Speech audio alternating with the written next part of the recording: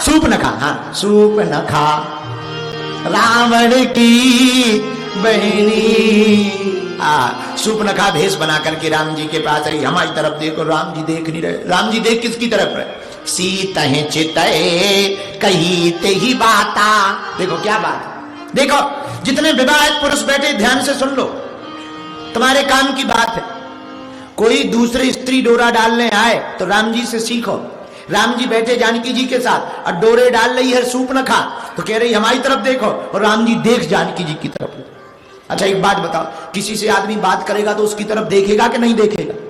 पर राम जी बात सूपनखा से कर रहे पर देख सीता जी की तरफ रहे। तो किसी ने कहा बात सूपनखा से कर रहे, देख जानकी जी की तरफ रहे। तो बड़ा गजब का जवाब दिया। बोले जब पराई नारी दूसरे मन से आवे तो अपनी वाली को देखना चाहिए। ये सिद्धांत है राम जी का। अब सूपनखा आई। बोलो सीताराम। जितने विवाहित पुरुष हैं बढ़िया उपाय है। सूपनखा आई, महाराज हमारी तरफ देखो। आशुतोष, सूपनखा कहती है राम जी से, तुम सम पुरुष ना मो सम नारी। आपके समान कोई पुरुष नहीं है, हमारे जैसी कोई नारी नहीं है। राम जी बोले जय हो। मनी मन बोले हम ही मिले थे। राम जी बोले चलो मान लिया हमारे जैसा पुरुष नहीं, तुम्हारे जैसी नारी नहीं, बताओ काम क्या है? सूपनखा कहती काम कुछ नहीं है, शादी कर लो। राम जी बोले हमारी तो हो गई, ये बैठी बगल में। सूपनखा बोली ये तो जंगल है, कोई देखता थोड़ी है, तुम्हारी हो गई तो क्या हुआ, हमसे भी कर लो। और राजाओं को तो 2-3 हो ही जाती है, और सीता जी को कोई दिक्कत नहीं, बगल में बैठी हम समझा लेंगे, तुम टेंशन ना लो, हमसे शादी कर लो। तब राम जी ने एक ही बात बड़ी अद्भुत कही जो सीखने योग्य है। बोले कौन कहता है कोई नहीं देखता? जहां कोई नहीं देखता वहां परमात्मा देखता।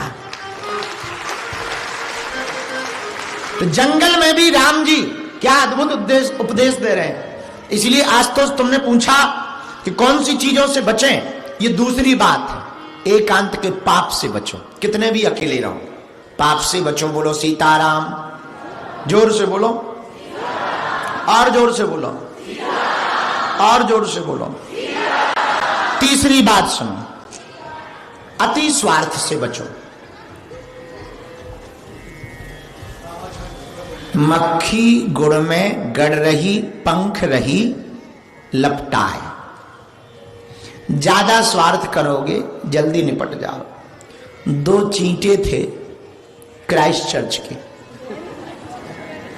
दोनों बोले चलो मिठाई की दुकान में कड़ाही में भयंकर सीरा रखा है शक्कर का, खाया। चलो दोनों चींटे क्राइस्ट चर्च की दुकान में गए। आपको कहा था कलम, कड़ाही में पहुंच गए। एक कड़ाही के किनारे पे बैठ गया और शक्कर की दानों को खाने लगा। दूसरे से बोला आहा क्या गजब का स्वाद है। दूसरा बोला यहाँ क्या मजा ले रहे, कड़ाही में चलो, बीच में चलो और मजा आएगा। दूसरा बोला नहीं नहीं भैया हम तो यही आनंद लेंगे, तुम्हें जाना हो तो चले जाओ। पहले वाला किनारे पे ही रहा, दूसरा वाला ज्यादा आनंद के चक्कर में घुस गया। इतने में दुकानदार ने झाड़ा लिया और फेंट दिया। तो जो अंदर गया था ज्यादा मजे के चक्कर में, वो शक्कर में ही सीरा बन गया। पैर कट गए, मुंह कट गया, आंखें कट गई और मिल करके इतना मीठा बन गया कि मिठाई में ही चिपक गया। जो पहला किनारे पर बैठा था वो बोला चले गए भाई साहब, 200 रुपया केजी के हिसाब से बिक गए। हाँ, ज्यादा स्वार्थ करोगे जल्दी बिक जाओगे, ज्यादा लालच करोगे जल्दी बिक जाओगे। इसलिए सफलता पाने के लिए अति स्वार्थ खराब है। जो प्राप्त है उसी को पर्याप्त समझ लेना चाहिए। तुमने पैसे बचा लिए, परिवार नहीं बचाया तो कोई काम का नहीं है। पंछियों से सीखो, पंछी दिन भर उड़ते हैं पर शाम को नीचे उतर आते हैं जमीन पर। ऐसे ही सफलता पाने के लिए खूब उड़ाने भरो, पर सफलता का उत्साह मनाने के लिए परिवार में आकर तो रहो, ताकि कोई तुम्हारी सफलता पर इतरा तो सके, तुम्हारी सफलता पर ताली तो बजा सके, तुम्हारी सफलता पर प्रसन्न तो हो सके। अब तुम्हारी सफलता अगर हो भी गई और तुम अकेले हो तो किस काम की सफलता, खुद ही ताली बजा लो। जैसे यहां पर विदेशों में होता है, यहां तो मर जाने पे भी कुछ खाक नहीं होता। हमारा भारत बहुत बढ़िया है, कम से कम 13 दिन रोना धोना तो चलता है। भाई यहाँ विदेश में कुछ नहीं होता है, मर गया दिन में जाके कब्र में गाड़ आते हैं, शाम को RIP लिख के बियर पीते हैं। बताओ, इतने में निपट गया। हाँ, इतने में निपट गया। और तो दूर की बात, पति या पत्नी दोनों निपट जाए, दिन में गाड़ आते हैं, शाम को पीते हैं, दूसरे दिन दूसरी वाली खोज लेते हैं। हाँ, हमारे यहाँ 13 दिन तो इसी में निकल जाता है कि गया किस चक्कर में। हाँ, और दिन भर बातें होती है, फलाने रिश्तेदार आ गए, अमुक आ गए, फिर कैसे मरे आदमी बड़ा बता के मर जाता है, परेशान हो जाता है। और एक आदमी बिहार का था, इतना हैरान हो गया कि पूछो ही मत। बिहार का एक आदमी था, गोनू झा, बहुत प्रसिद्ध कहावत है गोनू झा की, बहुत प्रसिद्ध कहावत है। उसने बछड़ा खरीदा, जैसे ही गांव में आया सब पूछने लगे, अरे गोनू बड़ा प्यारा बछड़ा है, कितने का लिया? 300 का। अब फिर दूसरा मिला, पनहारडी पानी भरने, गोनू बहुत प्यारा बछड़ा है, कितना का खरीदा? 300 का। तीसरा मिला, फिर उसने पूछा, उसका दिमाग खराब हो गया, बता। अंत तो गत्वा वो कुआं में गया और गिर गया। जैसे ही गिरा तो पूरा गांव भरा गया, अरे गिर गया। गांव का काम, पूरा गांव आया, रस्सा डाला, और जैसे ही बाहर निकाला सो चिल्ला करके बोला 300 का। तो गांव वाले बोले ये 300 का मतलब क्या है? 300 क्यों चिल्ला रहे? लगता है तुम्हारा दिमाग सटिया गया, गिरने से सिर में चोट आ गई। बोले हमारे सिर में चोट नहीं आई, हम अलग अलग बता करके थक गए, इसलिए पूरे गांव को बुलाने के लिए हम कुआं में कूदे हैं कि 300 का बछड़ा है। 300 का है, अब प्राण मत खाना, अब अलग अलग मत पूछना, 300 का था। हाँ, तो बुरा ना मानना, हमारे गांव में बहुत बढ़िया है, बुरा ना मानना। हमारा गांव बहुत अच्छा, हमारा भारत बहुत अच्छा है, हमारा परिवार बहुत अच्छा है भैया। कम से कम दुख होता है तो 4 लोग आ तो जाते हैं, यहाँ पे दुख होता है ओके आएंगे, ओके करेंगे, हाथ मिलाएंगे और पिएंगे, खाएंगे, चल देंगे। बुरा ना मानना, यहाँ समृद्धि बहुत है, संपत्ति बहुत है, पर भावनाएं खत्म हो गई। आदमी तो है पर आदमी के इमोशनल खत्म हो गए। यहां आदमी रो भी नहीं पा रहा और हंस भी नहीं पा रहा। तुम लोगों को हंसने के लिए भी फिल्में देखने पड़ती, और हमारे यहां तो कोई जो है कीचड़ में गिर जाए उसी बात पे हंसी आ जाती है। हाँ, हमारा भारत अद्भुत है। तुम लोगों को हंसने के लिए भी टिकट देनी पड़ती है, 300 रुपया की टिकट लो तब फिल्म देखो, तब तुम लोग हंसते हो। रोने के लिए भी अब तो यहाँ कुछ दिनों बाद ऐसा आएगा कि रोने के लिए हाउस बनेंगे। रोना जरूरी है ताकि आंखें साफ हो सके।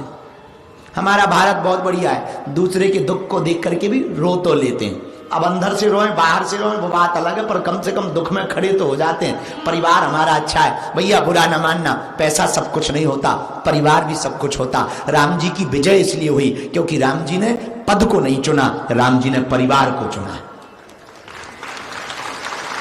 रावण की हार इसी में हुई, रावण ने पैसा चुना, परिवार को नहीं चुना, विभीषण का परित्याग कर दिया, इसलिए रावण की हार हुई। तो आशुतोष, अति स्वार्थ बहुत खराब है, अति स्वार्थ से बचो। और चौथी और अंतिम बात, कम बोलो। सफलता पानी है ना, पहले से बताओ मत, पहले विचार कर लो, क्रियान्वयन कर लो, फिर बताओ।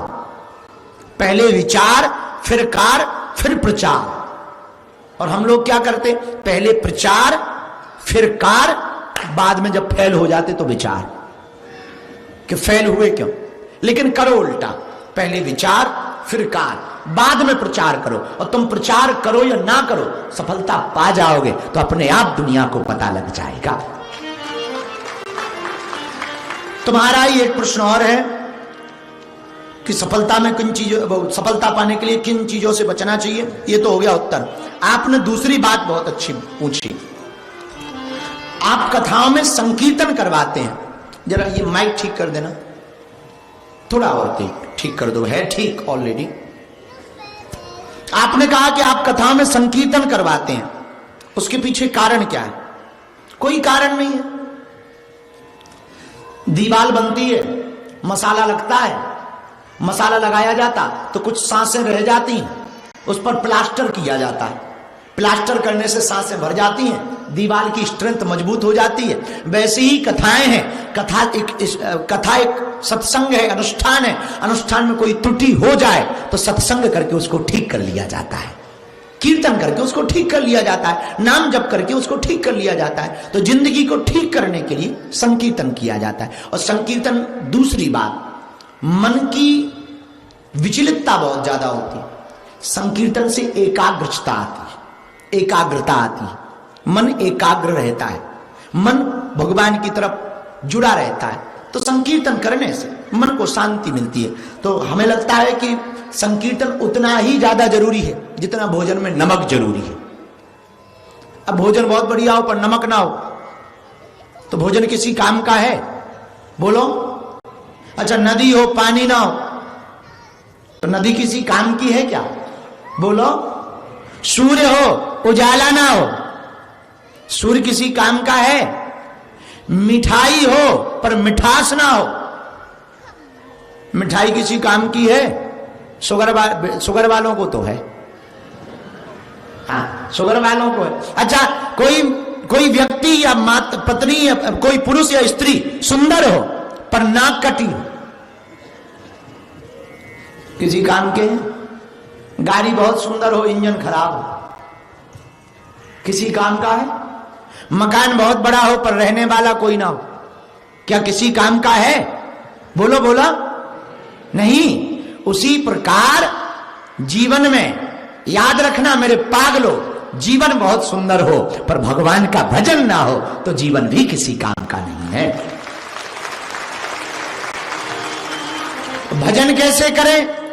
भजन के अनेक उपाय हैं। कोई नाम जप करता है, कोई कथा करता है, कोई तप करता है, कोई ध्यान करता है, कोई हवन करता है, कोई मनन करता है, कोई चिंतन करता है। अनेक उपाय हैं भगवान को पाने के, पर सबसे सरल रास्ता क्या है? आहा, रामायण में गोस्वामी जी ने लिख दिया, कलयुग के बल हरि गुण गा,